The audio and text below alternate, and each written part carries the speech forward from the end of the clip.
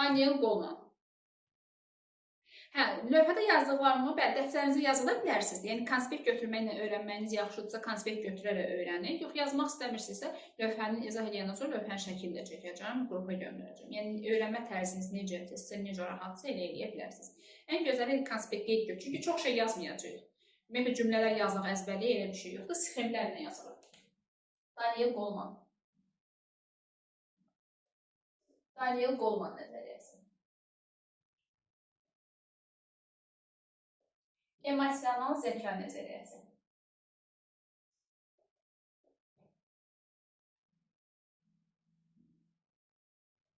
Daniel Goleman, emosional zəka. Bu nəzəriyyənin adını bir tərcümə edək görək nədir, sonra keçid edək. Daniel Goleman emosional zəkadan, emosional intellektdən danışıb. Emosiya deyən kimi ağlımıza nə gəlir? Emosiya deyilir, filan uşağın emosional vəziyyəti yerində deyil, emosional durumu yerində deyil və s.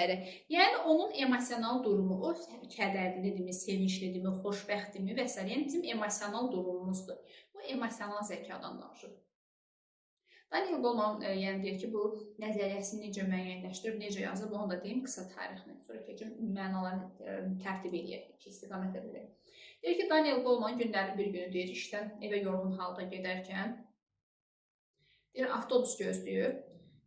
Avtobusa minəndə indi keyfsizdir, işdə hamısı gədə, normalda hamısı yorğun olur. Deyir, avtobusa minib, deyir Daniel Goleman. Görür ki, avtobusun sürücüsü o qədər hər kəslə belə yüksək enerji ilə, motivasiyanı danışır. Avtobusda olan bütün sərnişinlər deyib, gülüb, bir növ yorğunluq hamını yadından çıxır da. Daniel Goleman onda deyir ki, deyir, emosiyalar elə bir şeylər ki, virus kimi yayılır deyir. Fikir vermişsiniz, bir ortamda olursunuz, sizin əhval-ruhiyyəniz çox qəşəngdir. Amma siz elə bir ortama düşürsünüz ki, olan qalan enerjiniz hamısı gedir. O qədər negativdən danışır, o qədər müəllim qaşqabaqlıdır və yaxud da qohum əqraba gilə gedir. O qədər qaşqabaqlıdır ki, virus kimi yayılır. Fikir verin ki, 2-3 dəqiqədən sonra özümüz də belə həvəssiz oluruq, kədərlənirik. Deyirəm ki, mən yaxşıydım, axı, nə oldu mənə? Yəni, Goleman deyir ki, emosiyalar virus kimi yayılır deyir. Bəli, görürsünüz, sürücü o qədər qəşəng danışdı ki, yorğun adamlar belə deyib güldülər də. Deməli, hər kəsin əhval-ruhiyyəsi yüksəldi. Ona görə Goleman deyir ki, hər zaman çalışmalıyıq ki, üstə gəl də, bu daha çox necə deyim, müəllimlərdən tələb olunan bir şeydir ki, nə qədər kədərli olsa və s. nə olur olsun, fərqi yoxdur. Şagirdlərə hər zaman müsbət enerji ötürməliyik ki, çünki biz kədərli olsaq, virus kimi avtomatik sinifimizə olan bütün şagirdlər yayılmış olacaq bu. Deməli, emosional vəziyyətdən yəni söhbət gedir. Deməli, Daniel Goleman öz nəzəriyyəsini bu cür yazır. İndi bu zəka sözünə gələk. Daniel Goleman, baxın, emosional zəka iki yerə bölünmür. Zəka iki yerə bölünür. Zəkanın iki növü var. Bir var rasional zəka. Rasional zəka. Bir də var elə nəzəriyyənin adı. Emosional zəka. Emosional zəka da deyə bilərsiniz. Emosional intellekt də deyə bilərsiniz. Fərq etməz. Buna baxın, belə yazıram qısaca. YI. Buna da IQ yazıram. Bu nədir? Zəka iki yerə bölünür. Bir var, yəni IQ, indi bu mənasını deyəcəyik. Emosional intellekt, YI. YI nədir? Emosional intellekt və baş hərflərini birləşdirdik. Goleman deyir ki, zəka iki yerə bölünür. Bir var rasional zəka, bir də var emosional zəka. Rasional IQ-də savad, məntiq deyilir. Filan uşağın IQ-su çox yüksəkdir. Rasional savad, ağıl, məntiq deməkdir. Filan uşağın rasional çox yaxşı inkişaf edir. Filan uşağın IQ-su çox qəşəngdir. Yəni, çox savadlıdır, akademikdir. Emosional zəka nə oldu? Bu dəqiqə dedik. Demək, gülmək, emosional durumumuz, biz kədərliyi, sevincliyi, xoşbəxtlik və s. və s. Bu emosional vəziyyətimizdir. İndi qrupumuzun müdaxilərinə belə bir sual verirəm. Zəhmət olmasın, aşağıdan cavablarınızı yazın.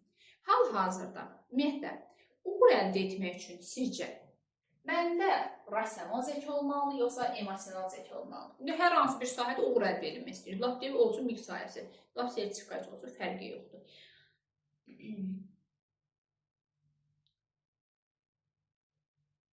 Uğur əldə etmək üçün, düz deyirsiniz, rasional lazımdır. Biraz da dəqiqləşdirsə, hər ikisi lazımdır. Bəli, hər ikisi olmalıdır məndə. Tutaq ki, məndə rasional var, uğur əldə etmək istəyirəm, məndə əla, super, rasional var məndə, necə lazımdırsa, bəli. Qırmızı diplomla da qutarmışam, super. Rasionalım var, emosional intellekt yoxdur, sıfırdır. Bir deyənə 5 qaytarıram, bir söz deyirəm, kobudluq edirəm. Mən hansı işi qəbul edirlər, heç yerə. Ona görə deyirik ki, uğur əldə etmək üçün gərək hər iki intellekt məndə olmalıdır. Həm rasional olmalıdır, həm emosional olmalıdır ki, mən uğur əldə edə bilim. Adicə hər hansı bir iş olsun, MİQ olmasın, ümumiyyətlə də hər hansı bir iş olsun. Fikir vermisiniz, işə qəbul 2 mərhələdə aparılır. Bir test mərhələsidir. Oturmuşam hər hansı bir yerə, şirkətə işə düzəldim. Test mərhələsidir, 50 sualdır. 50-sini cavablandırdım, əla. Bəli, 50-sini cavablandırdım. Bu məndə rasional. Deyirlər ki, savadlı kaldırdı bu. IQ-su çox qəşəngdir. İndi ikinci etapda bizə hara çağırırlar? Gəlin, dəyərli işçimiz, gəlin sizinlə danışaq. Bir müsahibə götürək görək sizin vəziyyətin. Əslində bizə demirlər ki, gəlin sizin psixoloji vəziyyətinizə baxaq. Əslində normalda müsahibə ona görə çağırılır. İkinci etapda mənə çağırılır müsahibə mərhələsində. Mən də 50 suala cavab yazan birisiyəm. İndi mənim emosional vəziyyətimi yoxlayırlar, dözümlülüyümü yoxlayırlar. Bir deyənə 5 qaytarıram, kobudluq edirəm, qayıdıb deyirəm, bu nə sualdır mənə verirsin? Belə sual olar. Başlayıram, əsəbləşirəm, əlimi vururam stolu. Deyirəm ki, bunun psixologiyasında problem var ki, nə olsun məndə rasional IQ-mu qəşəngdir, amma emosional zəkam yoxdur. Deyirlər müsahibə mərhələsindən kəsildiniz. Çünki emosional durumumuz yerində deyil. Deyirəm, sənin kimi işçini götürdük. Mən yola saldım və götürmürlər. Ona görə deyirik ki, uğur əldə etmək üçün hər ikisi önəmlidir, hər ikisi olmalıdır. Fikir vermişsiniz bunu məktəb vaxtından ən çox eşitdiyimiz, yaxud da özümüzün ifadə elədiyi sözlərdən biri də budur. Deyir, mən müəllimim deyir, çox savadlıdır, haqqına girə bilmərəm, çox savadlıdır deyir, mənim müəllimim əla, mən rasional çox yaxşıdır mənim. Amma deyir, müəllim öz fikirlərini qəşəng şəkildə ifadə eləmir, müəllim o qədər qaşqabaqlı dərs izah edir, nə jesti yoxdur, nə mimikası yoxdur, heç nə yoxdur da, ancaq özünü çevirir, lövhəni doldurur, bəzi riyazi müəllimlər izah edir, təbii ki, hamıya aid deyil də, çox savadlı deyir, müəllim vurdu, topladı, böldü, çıxdı, lövhəni doldurdu, bir dənə özünü çevirdi, uşaqlar başa düşdünüz? Əla, hamısı savadlıdır müəllim. Çox qəşəngdir və yaxud fizika izləyirsiniz. Üzünü çevirdi, uşaqlar başa düşdünüz. Nətər lövhənin başından o tərəfə deyir ki, başa düşmədim. Deməli, müəllim eyni zamanda da emosional vəziyyətini işə salıb da uşaqlarını şirin dilindən danışa-danışa görünmür, başa düşürlər, düşünürlər. Elə izah eləməlidir. Yəni, misal yazıb qutardım, savad deyəm nə olsun, bərabər qoyub uşağa deyirəm ki, 15 uşaqlar cavab. Deməli, hər iki intellekt məndə olmalı ki, uğur əldə edeyim. Misal üçün, MİQ imtahanından söhbət gedir. MİQ imtahanında mən gedirəm, mən yox, daha doğrusu siz gedirsiniz, qəşəng bilirsiniz, üzərinizdə deyim. İmtahana gedirsiniz, kompüter arxasına əyləşirsiniz, imtahanı cavablandırdınız. İnşallah ki, 95 bal topladınız. 95 bal toplamaq üçün nə lazımdır? Mən də rasional olmalı ki, mən o 95-i toplayım.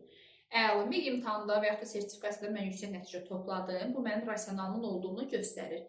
Növbəti etap hansı etapdır? Həm MİQ imtahanında, həm sertifikasiya etapında müsahibə mərhələsi. İkinci addımımız müsahibədir. Müsahibəyə hazırlaşılır. İkinci addımda mən müsahibəyə çağırılıram. Mənə suallar verirlər. Bəli, mənim vəziyyətimi yoxlayırlar. Müəllim falan valideyn sinifə belə əsəbi gəldi, necə reaksiya verərsiniz, neyin yersiniz, sinif bizə fil girdi, dəvə girdi, qapı açıldı, o oldu, bu oldu.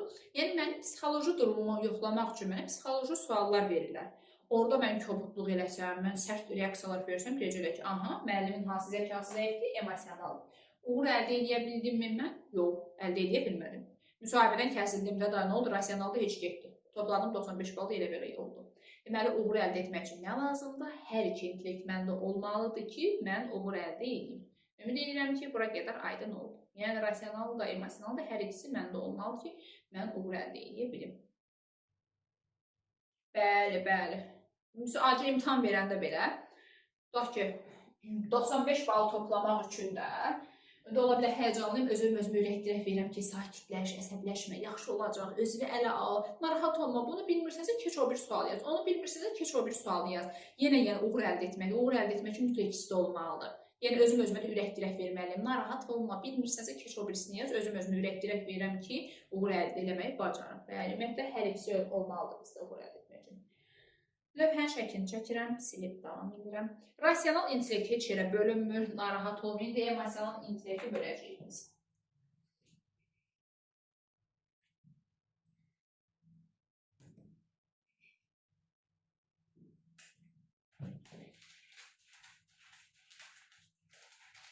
İndi keçək emosional zəkanın növlərindən. İndi emosionalı bölək. 1. Rasional intellektin növü yoxdur, emosionalın növü var. Özünü dərk. Özünü dərk. İndi bunun qarşısında tire qoyub açar sözlə yazıb doldurmuruq. Sizdən soruşuram, elə yazıram. Baxın, biz nə haqqında nəzəriyyədən danışırıq? Emosiyalardan danışırıq. Özünü dərk etmək, yəni tutaq ki, mən özümdən danışıram. Mən özümü dərk edirəmsə, mən özümdə nəyi tanıyıram sizcə? Biz nədən danışırıq? Emosiyalardan danışırıq.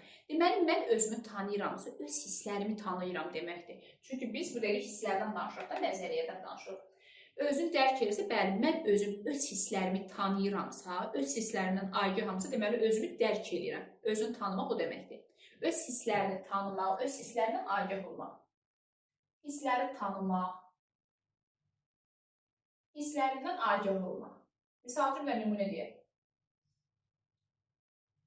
Bir imtihana daxil olanda, tutaq ki, hələ imtihana daxil olub, və yaxud imtihandan çıxmışıq. İndi bizdən intervyu götürülür, müsahibə götürülür. Sual verirlər ki, özünüzü necə hiss edirsiniz?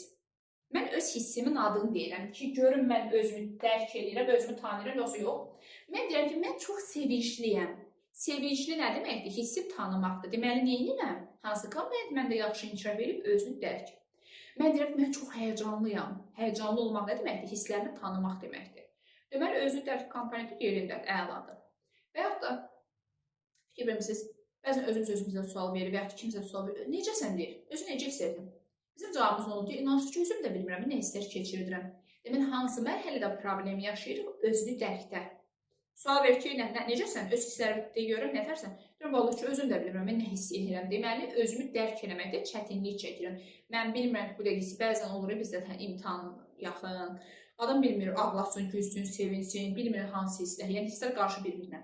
Deməli, özümü dərk etməkdə çətinlik çəkirəm. Hissin adını bilmək nə oldu? Özünü dərk. Özümü tanıyıram, öz hisslərimdən agaham. Misal üçün, evdə övladımız ağlayır və yaxud da məktəbdə şagird ağlayanda normalda bir sual verir ki, nəyə ağlayırsan? Nəyin əksikdir? Niyə ağlayırsan? Sualı verməli deyil. Əslində belə sual verməliyik. Özünü necə hiss edirsən? Hal-hazırda keçirdiyin hissləri mənə təsvir edə bilərsənmi kimi suallar verməliyəm ki, görüm uşaq öz hissini tanıyırmı, öz hisindən xəbərdardırmı? Yəni, belə suallar verməliyəm ki, özünü necə hiss edirsən? Keçirdiyin hissləri mənə də deyirəm. Yəni, öz hissini mənə desə, mən görürəm ki, hə, uşaq deməli özünü dərk edir. Əgər öz hissini deyə bilmirsə, deməli özünü dərk eləyə bilmir. Mən də kömək eləməliyəm bir müəllim olaraq ki, uşaq öz hissini tanımasına şərait yaradım. Hissi tanımaq nə oldu? Özünü dərk. Mən sevincliyəm, kədərliyəm, xoşbəxtəm və s. stresliyəm və yaxud da. Bu özünü dərk. Hissi tanımaq özünü dərk. Hissi tanımaqla iş qurtarmır. Hissləri eləmək lazımdır? İdarə etmək lazımdır. Özünü idarə. Yəni, özünü idarə nə deməkdir? Hisslərimi idarə edirəm düzgün şəkildə. Hissləri idarə etmək. Burada bir dənə kitab cümləsi var. İndi onu mən bura birbaşa yazmıram. Sizdən soruşub belə yazacağım. Ki, o cümlə hansı yadımızdan çıxacaq da əzbərləməyin. Özünü idarə nə deməkdir? Hissləri idarə etməkdir. Misal üçün, stresli. Mən hal-hazırda stresliyəm. Mən hissimin adını bilirəmsə, bu 1-dir yoxsa 2-dir sizcə? Mən hal-hazırda stresliyəm, əsəbiyəm. Bu 1-dir yoxsa 2-dir? Bəli. Hissimin adını bilirəm, sadəcə başqa iş nə deyil. Özünü dərk. Mən özümü tanıyıram ki, hal-hazırda əsəbiyəm, stresliyəm, sevincliyəm, kədərliyəm. Bu özünü dərkdir. Bəli. İndi hissi tanıyandan, dərk edəndən sonra davranış sərg eləsəm, o olacaq özünü idarə mərhələsi. Hissi tanıyandan sonra artıq davranış sərg eləsəm, o özünü idarə olacaq. Misal üçün, mən əsəbiyəm, hissimin adı. Əsəbi olanda əlimdə olan telefonu atıb qırıramsa yerə. Deməli, özümü neyə bilmirəm? İdarə eləyə bilmirəm. Bəli. Özümü idarə eləyə bilmirəm. Əlimə telefon keçirəm, atıram yerə. Əlimdə nə bilim, televizyon pultunu atıram balkondan aşağı. Kitab dəftəri atıram, vərəqlərimi cırıram kitabın. Deməli, hansı komponentdə problemim var? Özümü idarə eləyə bilmirəm. Burada deyir ki, hissi tanımaqla iş qurtarmır, hissi düzgün şəkildə idarə etmək lazımdır. Ayrıca baxın, müsahibə mərhələsi olsun və yaxud da hər hansı bir etapa getmişik də, işə qəbuldur. Tutaq ki, mənə hər hansı bir sual verirlər, hər hansı bir işə qəbul getmişəm, şirkətdə işə düzəlmək istəyirəm. İndi mən oturmuşam müsahibə mərhələsi, mənə suallar verir, çox əsəbləşmişəm bunların verdiyi sualdan ki, bu nə sualdır, öz-özümə deyirəm. Hissimin adı əsəb hissidir. İndi öz-özümə deyirəm ki, Baxın, özümü cilovluyum. Deyirəm ki, əsəbləşmə, öz yəni hərəkətlərimə hakim olmağı bacar. Çünki özümə deyirəm, ürəkdirək verirəm ki, bu mərhələni də keçsən, sən bu şirkətə işə qəbul olacaqsan. Yəni ətrafı qırıb tökmədi, biraz da səbirli davran. Yəni özümü nə edə bilirəm? Hisslərimi idarə edə bilirəm. Bəli, demək özümü idarədə çox qəşəngəm mən. Bəli, özü idarə komandada heç bir problemim yoxdur. Özümü ələ alıram. Bir var əsəbləşim, əlimi stola vurum, çıxım ki, bu nədir? Belə sual verirəm. Bunun sualın mənə nə adiyyatı var? Bəli, belə desəm deyəcək ki, bu özünü idarə edə bilmir ki, bu şirkəti necə idarə edəcək? Bəli, yox, sizi götürmürük işə. Deməli, özünü idarədə problem olduğunu görürük. Deməli, özünü idarə nə olur? Hissləri düzgün şəkildə idarə etməkdir. Bəli, və görürsünüz, bəli, hərdə bir fərqli strategiya var ki, bəli, yəni hər bir şəxsin özünü idarə etməsi elə adamlar bir yerə, bir nöqtəyə baxır, dayanır, sonra özünü cilovlayır. Bəli, deməli, özümü idarə etməyi bacarmalıyım. İndi gəlin sizə belə bir sual verim ki, o cümləni birbaşa yazmadım ora. Özünü idarə mərhələsində, rasional intellekti önə keçirsəm yaxşıdır, yoxsa emosionalı önə keçirsəm daha yaxşıdır? Fikirləriniz çox maraqlıdır. Hansı intellekti önə keçirsəm daha məqsədə uyğundur? Rasionalı yoxsa emosionalı?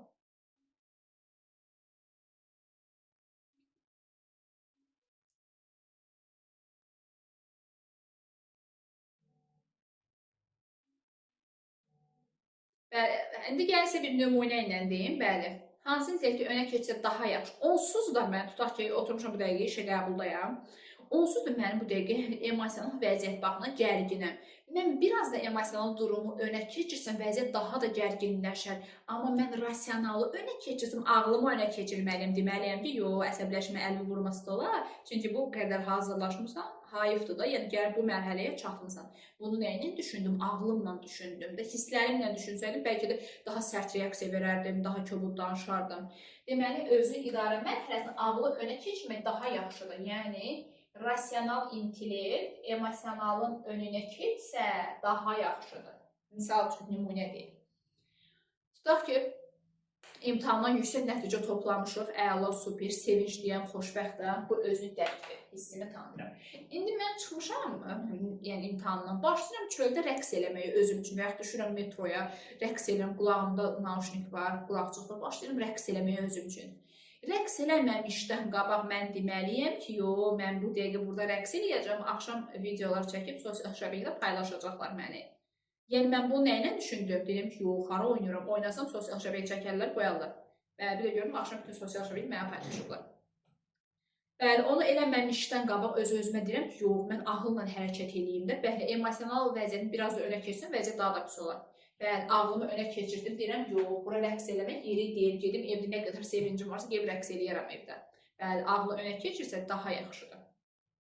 Və yaxud da bayaq dedim, hər hansı bir işə qəbulda sərt reaksiya verməmişdən qabaq öz-özümə deyirəm ki, mənim bu işə çox ehtiyacım var, mən bu qədər hazırlaşmışam, bu qədər vaxt sərf eləmişəm, niyə bir dənə yəni, sərt reaksiya görmən işimi itirim ki? Nə ilə düşündüm? Ağlımla düşündüm, yəni emosiyanın önünə ağlımı keçirdim. Bir dənə də nümunə deyim, tam aydın olacaq. Misal üçün, əsəbiyəm, bu özün dərkdir. Əsəbi olanda əlimə alıram telefonu, məntiqi düşünmə olanda bəli, rasionaldır. Əlimə alıram telefonu, atmaq istəyirəm yerə. Atmamışdan qabaq deyirəm, yox, telefonu kritik qutarmayıb, qoy yerinə. Əlimizə də pult alırıq, deyirəm, yox, bunu kritik qutarmayıb, qoyum bu yerinə. Əlimizə yəni atırıq, atmamışdan qabaq nə ilə düşünürəm mən onu? Emosiyalarımı önə keçirsəm, əksinə mən əlimə nə keçir? Telefon, planşet, televizor, hamısını qırıb tökərəm. Sonra öz-özümə deyirəm ki, pul vermişdim ki, hayf oldu ki, hamısı. Bəli, deməli, mən ağılla düşünürəm ki, mən bu telefona pul vermişəm, hara qırmıram həm bunu? Bəli, təzən aparıb yerinə qoyuram. Əlimə nə keçir, təzən yerinə qoyuram. Nə ilə düşündüm? Rasionalı önə keçirdim, ona görə qırıb tökmədim ətrafı. Bəli. Deməli, özünü idarə mərhələsində ağlımızı önə keçsə, daha məqsədə uyğundur. Ümid edirəm ki, bu cümlədə tam aydın oldu. Bəli, ağılla hərəkət edirəm, telefon qoyuram, yerə atmıram, qırıb tökmürəm işini. Axırda atmaq işinə tapa bilməyi, deyirik ki, yox, buna pul vermişəm, ona pul vermişəm. Hamısını da ağılla düşünürük də. Yəni, emosional vəziyyət, bəzən fikir verir. Elə adamlar var ki, əsəbi olanda, stresli olanda, yəni desən də mümkün deyil. Ancaq emosional davranılır, sonra çox peşman olurlar. Qırırlar, tökürlər, eləyirlər. Sonra ki, hayf, mən bunu niyə elədim, çox peşmanam. Deməli, həmin vəziyyətdə emosional önə keçirmək, vəziyyət daha da gərginləşəcək. Ona görə ağlı önə keçirmək daha məqsədə uyğundur. Deməli, özünü idarə bildim ki, hisslərimi idarə etməkdir. Üçüncü komponent, motivasiya komponenti. Motivasiya iki yerə bölünür. Elə bunu mötərizədə yazaq. Daxili və xarici. Motivasiya nə deməkdir? Hər hansı bir hərəkətə, yəni fəaliyyəti hərəkətə gətirən, sövq edir, mənə yaxşı motivasiya verir, ürək-dirək verir. Yəni həvəsləndirmək, sövq etmək, bu fəaliyyəti mənə yönləndirir, motivasiya verir. Bu motivasiya iki cür ola bilər. Bir daxili motivasiya ola bilər, özüm-özümə motivasiya verir. Bir də ətrafdan, xarici motivasiya da ola bilər. Əslində insana hər ikisi lazımdır. Yəni daxili motivasiya da lazımdır, xarici motivasiya da lazımdır. Bir yadda saxlayın ki, düzdür bu haqqında biraz nəzəriyyə növbəti mövzularda keçəcəyik biz. Motivasiya mövzusuna keçəcəyik və davranışla bağlı başqa bir nəzəriyyədə keçəcəyik. Motivasiya həvəsləndirmək. Kimi həvəsləndirə bilər mən? Ya özüm, daxili, özüm özümə, və də xarici, ətrafda mənə kimsə motivasiya verə bilər. Misal üçün, belə bir nümunə deyim. Valideynlər bilmir, uşaqlar da oxumaq istəmirlər, azlaşmaq istəmirlər.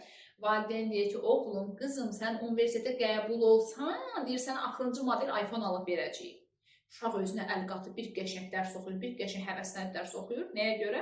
Mən axıra baxım, telefona görə oxuyur. Fakt oxuyuram da, yəni nəyə görə oxuyuram? Mən nə motivasiya elədi? Məni telefon motivasiya elədi. Bir qəşəng dərs oxuyuram. Bu, məsəl üçün, xarici motivasiya. iPhone-a görə mən dərs oxuyuram, nəyəsə görə. Bu, xarici motivasiyadır, bəli. İndiki uşaqlar deyir, nə alasın, mən qəbul olsam, mən nəyəsə görə oxuyur da, xarici motivasiya. Amma valideynlər fikir versə, bəzən deyir, mən bu uşağı bir dəfədə, biz özümüz hamımızda belə baxanda, bizim əvvəldə demək olar ki, çoxumuzda oxu sözünü demirlər, özümüz oxumuşuq. Valideyn deyir ki, mən bu uşağı bir dəfədə oxu sözünü deməmişim, özü o qədər həvəslidir ki, oxumaq üçün, misal məsələ həll etmək üçün, yəni özü sevdiyi üçün bu işlə məşğuldur da, nəyəsə görə, mükafata görə eləmir, o daxili motivasiyadır.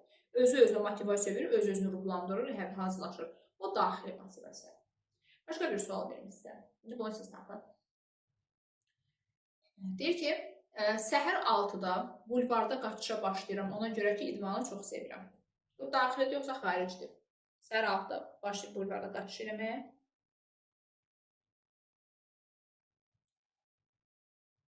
Bəli, bu daxilidir. Yəni, nə məcbur edir mən səhər durub bulvarda qaçırım? Bəli, bu daxili. İdmanı sevdiyim üçün dururum, mən bulvarda qaçırım. Bu, daxili motivasiyadır, bəli. Bəli, bu daxilidir. Mən bulvarda qaçış edirəm ona görə ki, idmanda qalib olsun, kubok təqdim olunacaq. Yarışda qalib olsun, kubok təqdim olunacaq. İndi kuboka görə bəli, özümə əl qatmışam, səhər axşam qaçıram mən. Bəli, bu xarici motivasiyadır. Yəni, kubokdur da, o da bir ürək dirəkdir. Bəli, kuboka görə mən onu edirəm, xaricidir. Bəli, bəli. Səhər 8-də işə gedirəm, işimi sevirəm. Bəli, səhər 8-də durub işə gedirəm, səhər 8-də işdə olmalıyam, çünki işimi çox sevirəm. Bəli, əslində olan. Bəli, bu daxili motivasiyadır. İşə gedirəm ona görə ki, kreditlərimi qaytarmalıyım.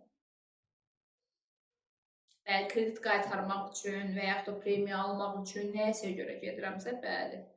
Bu da xarici. Bəli, bəli. Yəni, bəzi insan həqiqətən daxili motivasiyası da olmalıdır, xarici motivasiyası da olmalıdır, bir ürək-dirək nəsə olmalıdır. Bəli, yəni motivasiya bildik ki, həvəsləndirmək, sövq etməkdir. Bu, daxili və xarici faktorlardan ola bilər. Keçdik növbəti. Hal-hazırda bəli, bəli, əslində olan yəni. İndi keçək 4-cü addıma. 4. Sosial məlumatlılıq.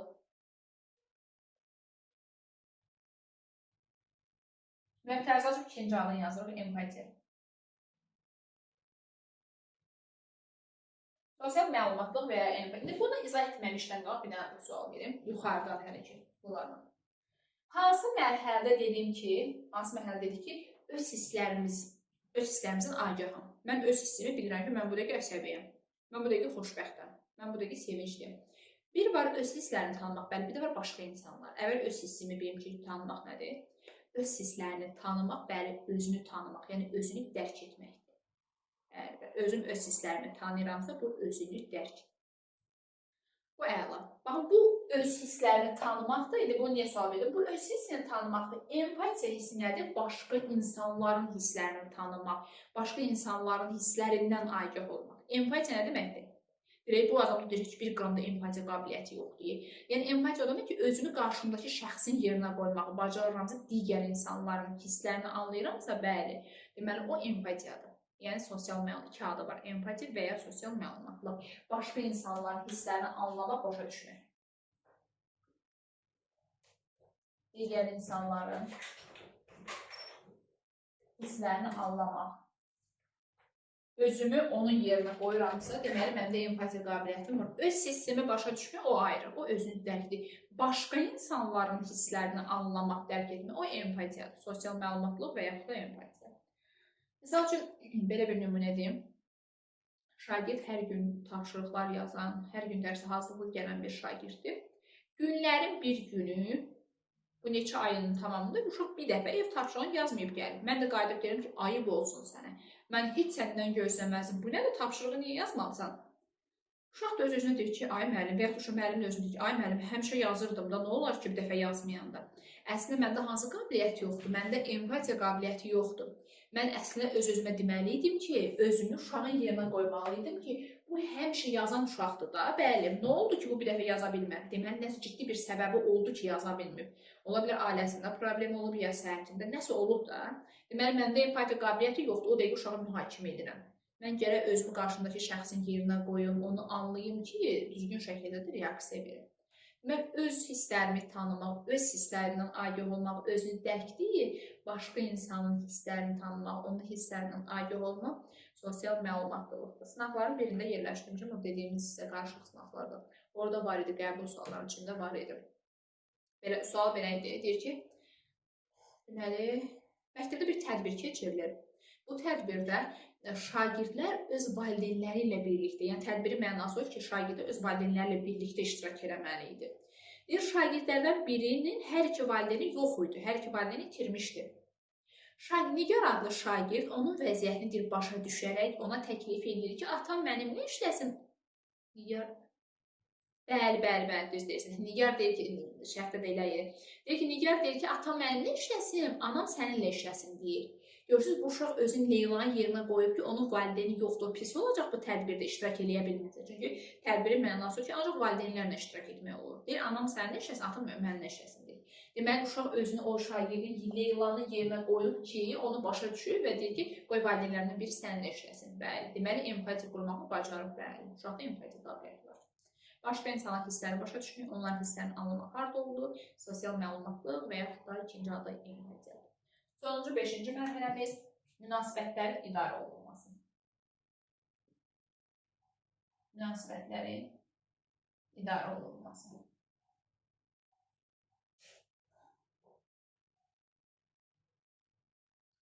Münasibətlərin idarə olunmasına nə aiddir desəz, baxın yazıram buna, sosial bacarıqlar.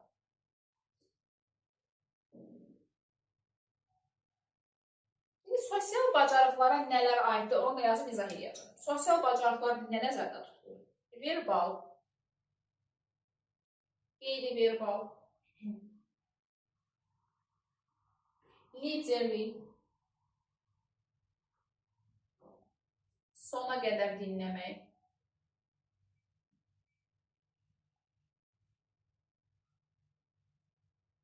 inandırmaq və s.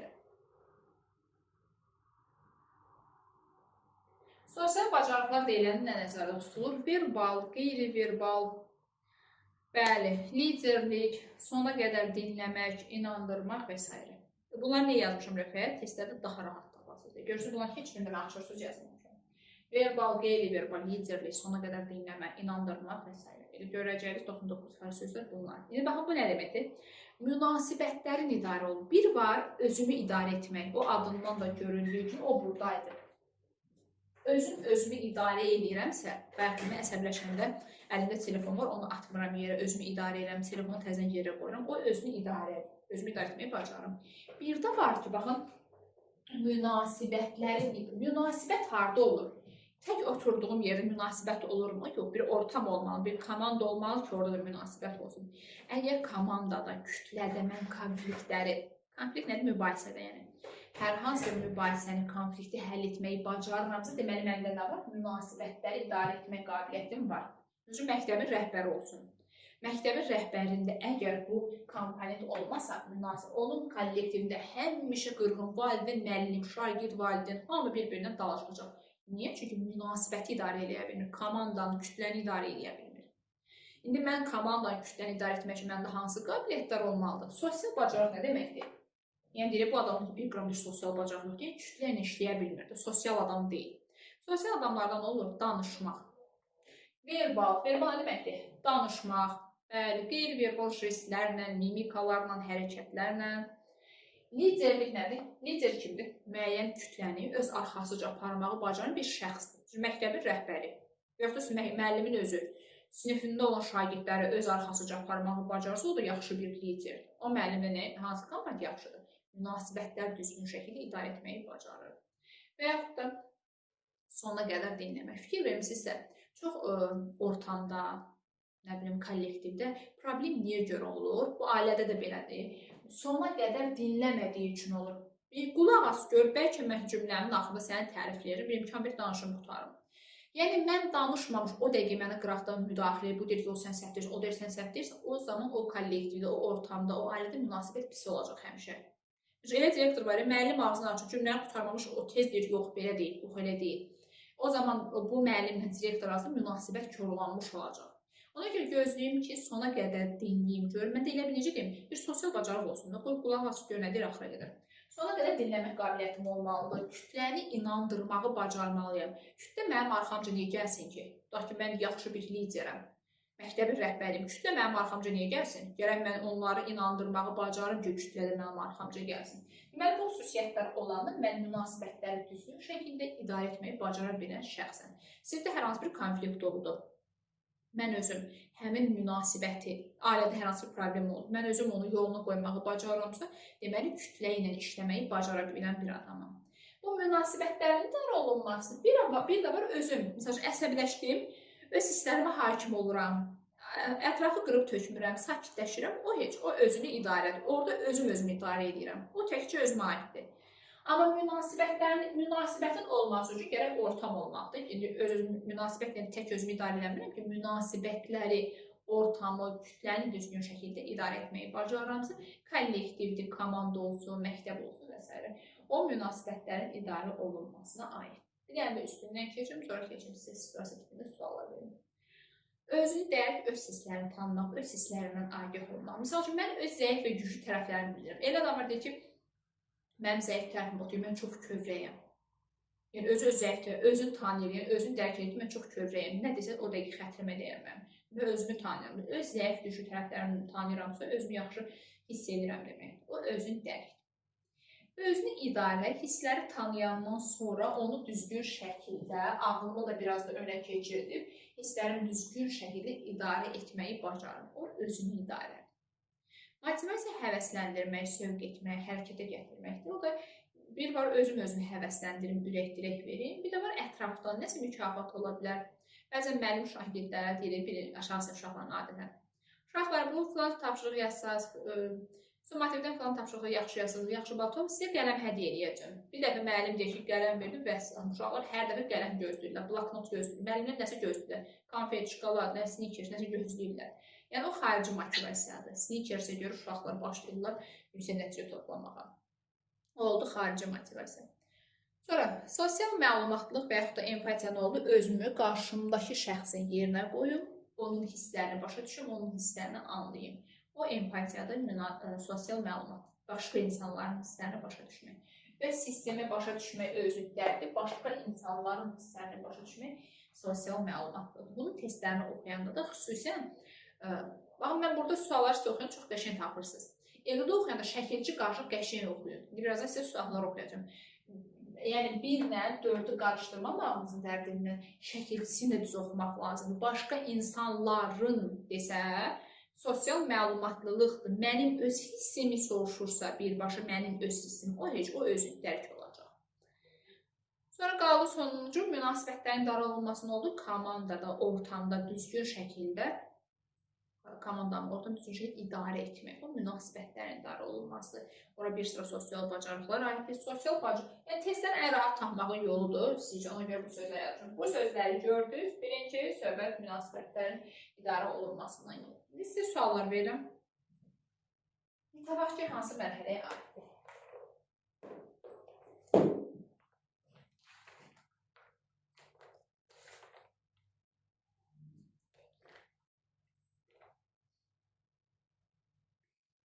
Sual verməmişdən qabaq bir dənə də xüsusiyyət deyim, görüm hara aiddir. Mənəvi kompas. Mənəvi kompas. Bunların hansını şahid edirsiniz? Kompas nə deməkdir? Kompas tutub neyinlər? İstiqamət tapırlar. Bura şimaldır, cənubdur, şərqdir, qərbdir. Bura hara deməkdir? Mənəvi kompas harada olar sizcə? Mənəvi kompas. Bəli, mənəvi kompas da elə ki, mən özüm öz hissimi bilirəm ki, mən hal-hazırda əsəbiyəm, stresliyəm, gərginəm, öz hissimi tanıyıram da, elə bir kompasını tapıram ki, mən hissim necə dindir. Bəli, o özün dərkdədir, bəli, özün dərkdir. Hissini tanıyıramsa, deməli, mənəvi kompasım yaxşı işləyirdi, mən bilirəm dəqiq hansı hissləri keçirdim. Bəli, o özün dərkdir. İntuisiya harada olar? Hiss etmək. Deyirəm, bəzən deyirlər, bəzən bürclərlə əlaqələndirə, bəzən adamlar ki, mənim intuisiya qabiliyyətim qəşəngdir, hiss edirəm. İntuisiya, hiss etmək.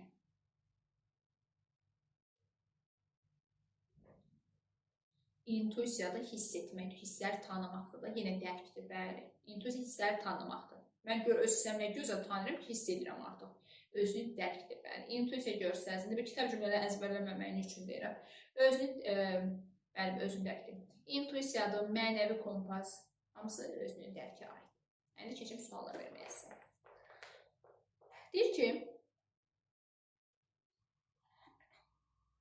burada oxuyacağım suallar ev tapşırıq olaraq vermirəm. Ona görə rahat-rahat buradan suallar oxuya bilirəm siz üçün. Deyir, şagird, indi görün şagirddə hansı mərhələ yoxdur, valideyni qıraqdan ona aşılayır. Şagird ev tapşırığını yerinə yetirmədən dostları ilə oynamaq istəyir. Lakin şagirdin valideyni bu halda onun hansı nəticələrlə üzləşəcəyini, tapşırığı bitirmək üçün kifayət qədər vaxtın olmayacağını deyir. Və bunu görən şagird başlayır tapşırıqları yazır, sonra həyətə çıxır, oyun oynayır dostları ilə. Uşaqda hansı komponent yox idi, valideyni qıraqdan onunla aşıladı.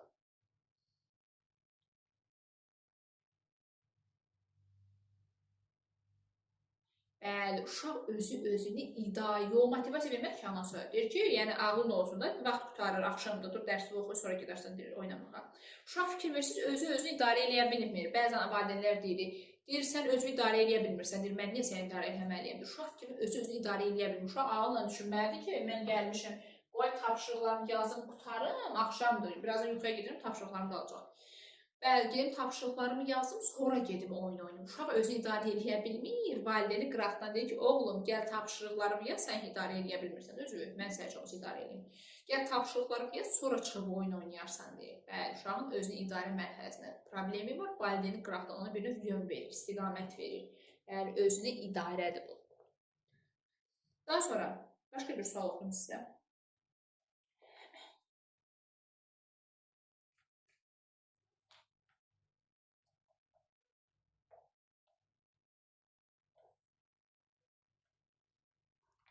Ümumiyyətlə, baxın, bu nəzəriyyədən sizə iki dənə sual verim.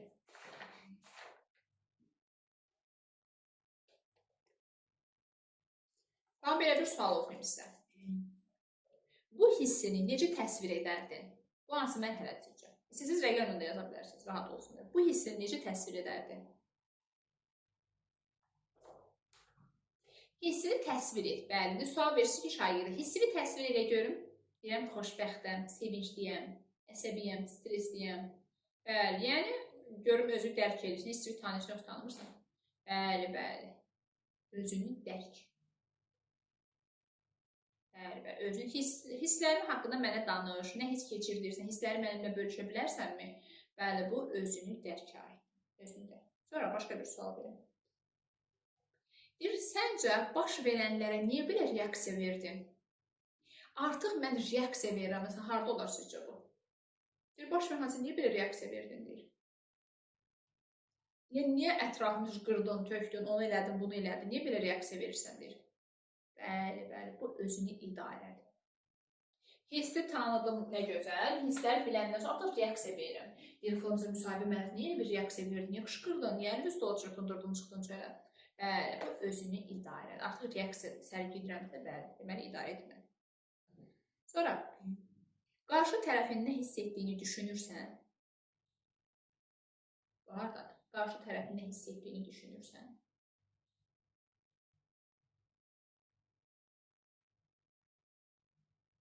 Bəli, bəli. Qarşı tərəfin mən hardan bilim, gərək özümü onun yerinə qoymalıyam ki, bəli, onun nə hiss keçirdiyini də başa düşüm. Bəli, bu empatiyadır. Digər insanların hisslərini başa düşmək, özümüzü onun yerinə qoyuruqsa, bəli, bu sosial məlumatlıq və yaxud da empatiyaya aiddir. Bəli, bəli. Sonra, ünsiyyət zamanı yoldaşlarınızı sona qədər dinləyirsiniz. Ünsiyyət zamanı yoldaşlarınızı sona qədər dinləyirsiniz.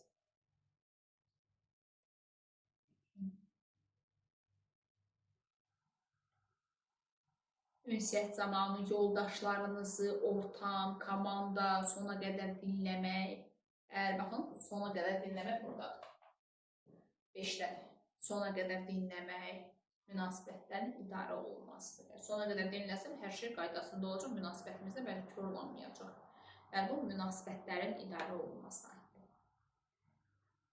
Daha sonra, bu hal üçün ən doğru reaksiya necə olardı? Bu hansı mərhələyə aiddir? Bu hal üçün ən doğru reaksiya necə olardı? Bayaqdan bununla bağlı gedir situasiyalar dedik. Onlardan birini gözünüzün qarşısına gətirərək də tapa bilərsiniz. Bu hal üçün ən doğru reaksiya necə olardı? Bəli, bəli. Bu hal müsahibə mərhələsidir. Müsahibə mərhələsi ən doğru reaksiya necə olardı? Səbirli davranmaq, hisslərinə hakim olmaq, özünü düzgün şəkildə sərgiləmək, bəli, yəni özünü idarə eləməyi bacarmalıyıq. Bəli, özünü idarə edir. Ümumiyyətlə, baxın, reaksiya sərgiləm, artıq davranış sərgiləm, o özünü idarə edir. Özünü dərkdə hissi tanıdım, qutardı getdi. Hissi tanıyıram ki, streslidir, əsəbiyəm, sevincliyəm, qutardı. Artıq sevincliyəm, əsəbiyəm, artıq mən onu reaksiyamda göstərirəmsə, yəni sevincliyəm, misal üçün, rəqs edirəm, əl çalıram və s. Bu reaksiya sərgiləm, bu özünü idarə edir. Əsəbiyəm, bu özünü dərkdir. Əsəbi olanda ətrafı qırıb tökürəm, davranış sərgiləyəm, deməli, bu özünü idarə edir. Sonra başqa bir sual verim. Onların yerinə olsaydınız nə edərdiniz? Onların yerinə olsaydınız nə edərdiniz?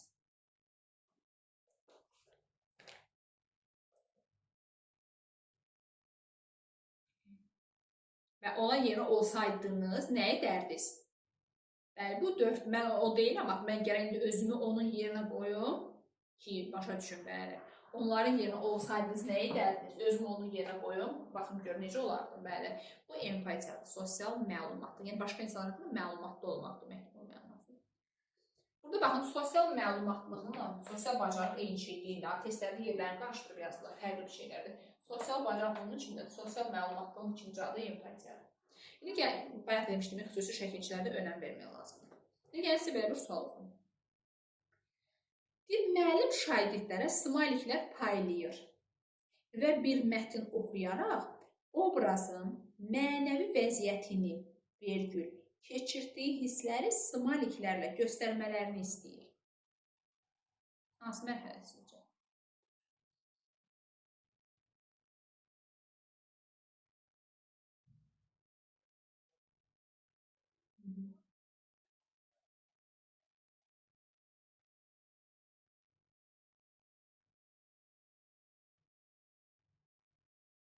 Düz cavab yazan müdavimələrimiz daha çox. Bəli.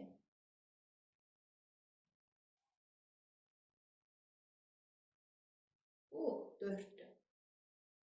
Sosial məlumatlıq empatiyadır. İndi deyə bilərsin, niyə 1 deyil? Baxın, indi bir də oxuyuram. Baxın, burada mənim hissimi soruşmur, obrazı. Baxın, şərtdə deyir ki, uşaqlar, bir mətn oxuyun, mən də sizə smaylikləri paylayıram, sevinç, kədər və s. Mən sizə smaylikləri paylayıram. İndi zəhmət olmasa bilir, bu mətni oxuyun, deyir. Obrazın, sənin yoxa, deyir, obrazın mənəvi vəziyyətini, vergül, keçirdiyi hissləri, kimin hisslərini, obrazın hisslərini smayliklərlə göstər. Sənin vəziyyətini demir, obrazın vəziyyətini soruşurlar. Mən indi əsəri oxuyuram, görürəm ki, obraz burada əsəbiymiş, obraz burada sevincliymiş ki, mən onu smayliklə göstərirəm. Kimin vəziyyətini göstərirəm? Obrazların, bəli, obrazların, özümü obrazın yerinə qoymalıyam. Kimin hissini soruşurlarsa, bəli, bu sosial məlumatlıq və yaxud da empatiyadır.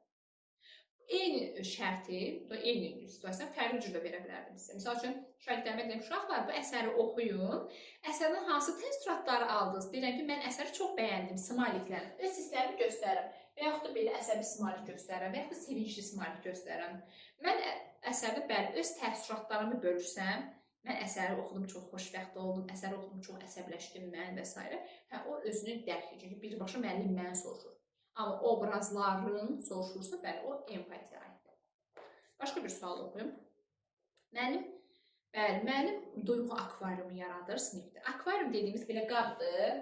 Qabın içinə hisslər yazıb atıram. Sevinç, əsəb, kədər və s. yazıb alcı-balcı vərəqlərdir. Atdım akvariumun içinə bir plasmas qabda tutaq. İndi bu oldu duyğu akvariumu. Bir duyğu akvariumu yaradılır bir gün. Yox, hələ sualdır, haradan bildiniz 4-dür. Duyğu akvariumu yaradılır. Bu bir situasiya oxunur və bu zaman şagirdlər insanların hansı hisslər keçirdiyini müəyyənləşdirməlidir.